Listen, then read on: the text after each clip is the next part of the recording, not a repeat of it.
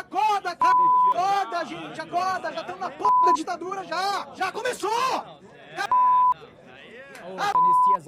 O que tem que acontecer? Tem que ser sua mãe ser presa pra você acordar? Acorda! Acorda! Boa tarde. Boa tarde. Boa tarde. É pra imprensa. Boa tarde. Boa tarde, imprensa. Tá certo. Só esperar ver se o senador Rogério tá por aqui. Chegou. Que depois ele vai... Vou passar a palavra para ele. Tá ali chegando. Eu tô representando aí que eu sou Bem, do Rio Grande do Norte. Esta coletiva de imprensa, solicitada pela oposição, que compõe mais de 130 deputados, eu quero aqui parabenizar todos os deputados da oposição que entendem que este momento é um momento de união. Eu fiz questão de também convidar o líder da oposição no Senado, nosso grande mentor e amigo, senador Rogério Marinho, que também fará uso da palavra. Para não ficar uma fala pessoal, nós da oposição entregaremos para vocês um manifesto em defesa da democracia e da liberdade do Brasil. Temos veículos de imprensa de outras nações, que inclusive, após aí o deputado Gayer, já ficará à disposição para também traduzir, pois é importante que todo o cenário internacional, e não só aqui, enxergue o que está acontecendo. A oposição da Câmara dos Deputados traz à nação brasileira um alerta urgente sobre o estado de exceção que se instala silenciosamente, mas a olhos vistos em nosso país. O Brasil está vivenciando um preocupante processo de erosão de suas instituições e de ataque sistemático às liberdades individuais e coletivas. A censura, a perseguição política contra aqueles que ousam discordar do establishment é flagrante. Jornalistas, influenciadores, políticos e cidadãos em geral, alinhados à direita, têm sido alvos de medidas autoritárias que violam princípios fundamentais da Constituição Federal e tratados internacionais de direitos humanos. A liberdade de expressão, pilar de qualquer sociedade democrática, está sendo esmagada por decisões arbitrárias, censura prévia e prisões políticas que se tornaram instrumentos para calar vozes dissidentes. Isso sem contar os sem números de abusos contra as leis vigentes, com prisões sem fundamento jurídico idôneo, como no caso de Felipe Martins, preso por uma viagem jamais feita. A imprensa livre, que deveria ser um escudo contra o abuso de poder, tem sido alvo de tentativas de silenciamento por meio de processos judiciais seletivos, bloqueio de contas bancárias e remoção forçada de conteúdos críticos ao governo e ao sistema judiciário. Os jornalistas que ousam denunciar essa escalada autoritária enfrentam ameaças, detenções arbitrárias e restrições inconstitucionais à sua atividade profissional.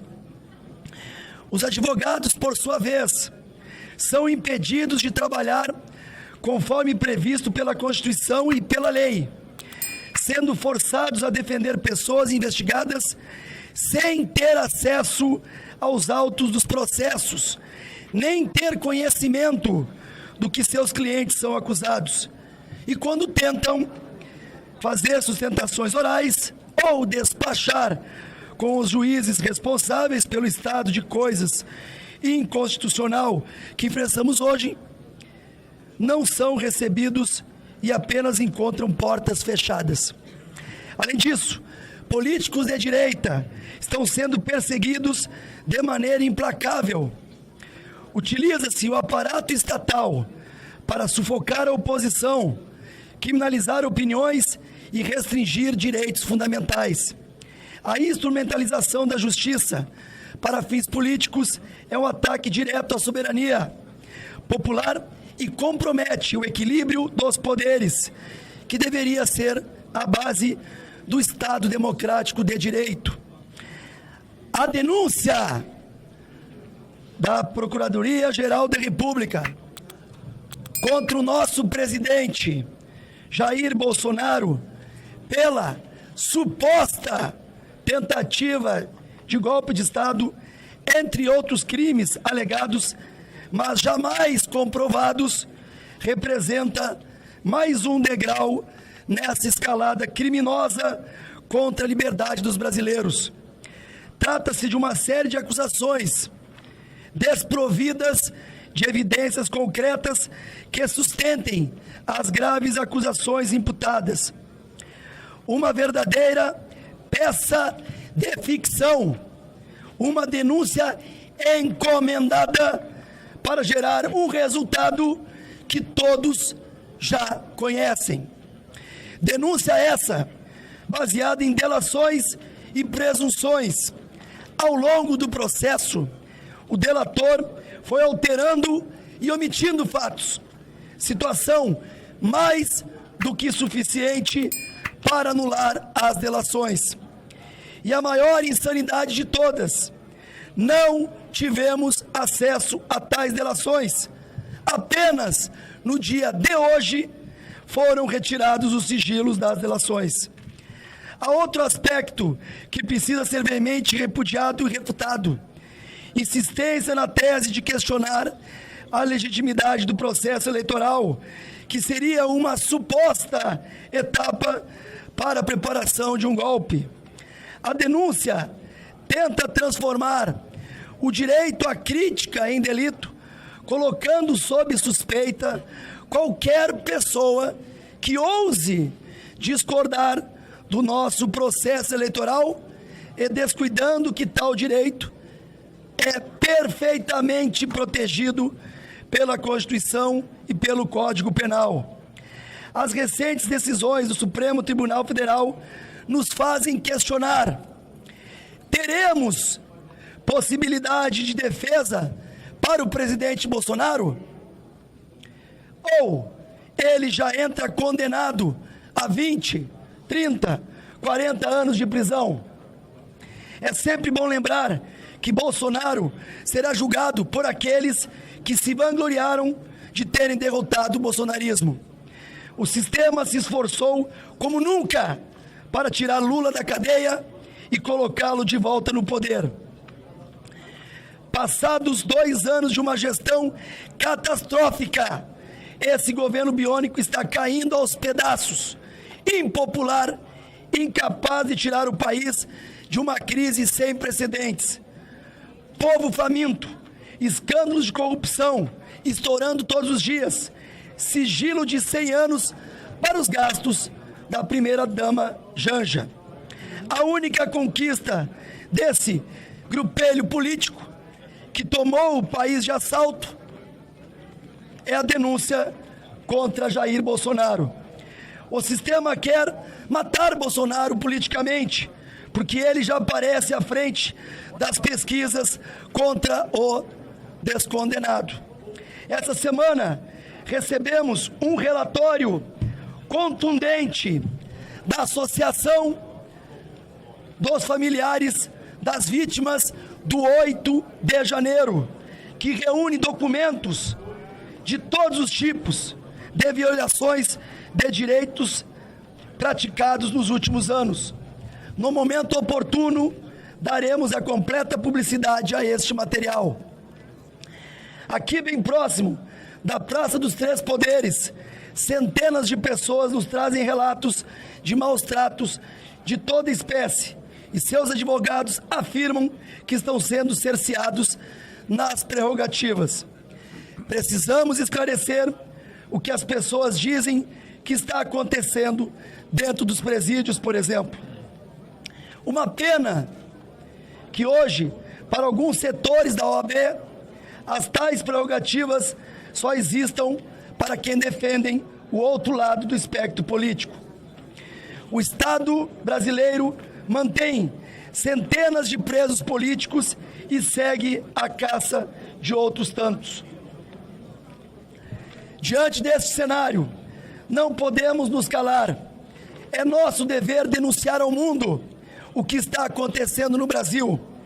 Apelamos às organizações internacionais de defesa dos direitos humanos, à imprensa independente e a todas as nações que prezam pela democracia para que voltem seus olhos ao nosso país e pressionem as autoridades responsáveis. O momento exige coragem e união. Nossa luta não é apenas por um grupo específico, mas pelo direito de todos os brasileiros viverem em uma sociedade em que a liberdade não seja uma concessão do Estado, mas um direito inalienável.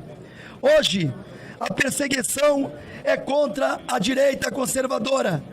Amanhã, quem será o próximo? Esse autoritarismo, esta ditadura constitucional que se instala sob o disfarce da legalidade, precisa ser parada. A história nos ensina que quando a liberdade de um é ameaçada, a liberdade de todos está em risco. A resistência democrática precisa ser firme. Exigimos os fins das perseguições políticas, a restituição das liberdades individuais e a garantia de um país onde a pluralidade de ideias seja respeitada. Não permitiremos que o Brasil se torne refém de um aparato estatal totalitário, repressivo e opressor, em que a minoria de poderosos coloca a maioria desamparada de joelhos. Para finalizar, reproduzo as palavras de homens públicos que vocês conhecem, para trazer um pouco de razão a este momento tão conturbado. Marco Aurélio Melo, ex-ministro do Supremo Tribunal Federal, abre aspas, a anistia não pode ser vista como algo pior que a Lava Jato. Marco Aurélio de Melo, ex-ministro do Supremo Tribunal Federal, eu continuo na tecla inicial, onde há a competência do Supremo Tribunal Federal em julgar um ex-presidente da República. Ministro José Múcio Monteiro, do governo Luiz Inácio Lula da Silva. Nunca houve ameaça de golpe. O golpista não precisa de Constituição, de livro, de regra. Eu acho que a gente tem margem para conversar sem viés eleitoral, sem viés partidário, sem polarização. A todos que nos assistem, lembre-se, o futuro da nossa nação depende da ação agora. No dia 16 de março, estaremos fora Lula e pela anistia aos presos do 8 de janeiro. Muito bem. Muito bem.